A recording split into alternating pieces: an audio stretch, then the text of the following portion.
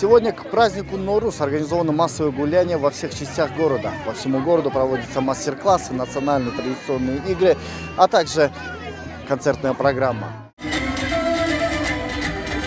В честь Ноуруза праздничные мероприятия были организованы во всех 4 районах столицы. В Октябрьском районе горожане встретили праздник в парке Ынтымак, где прошел концерт с участием центров детского творчества Шайыр Балалык, Нарк Артхаус и звезд кыргызской эстрады.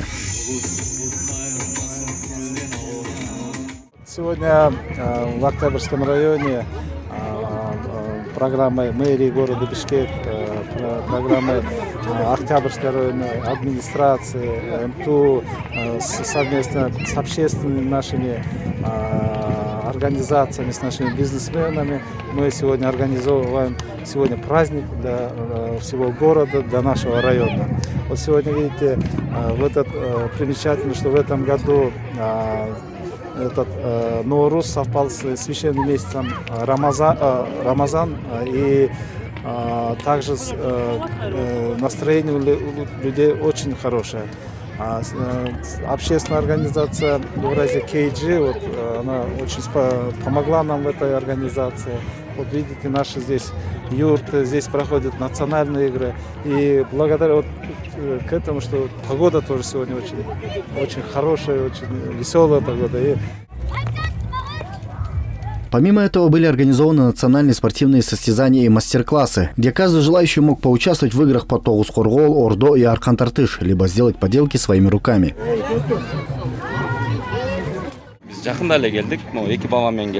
Мы только недавно пришли сюда, Норуз отмечаем с детьми, чтобы показать и рассказать им о празднике. Я впервые на таком праздновании. Раньше мы в основном отмечали на площади Алато, но здесь тоже все очень хорошо организовано. Нам очень нравится.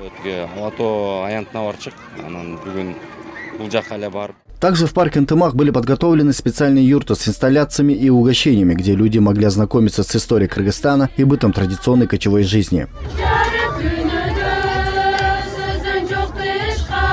Сегодня мы в честь Нуруза проводим совместно Октябрьским акимиатом праздник Норуз. И в честь Нуруза мы сегодня поставили сюда юрты. И эти юрты будут рассказывать историю российского, кыргызского народов, дружбу нашу.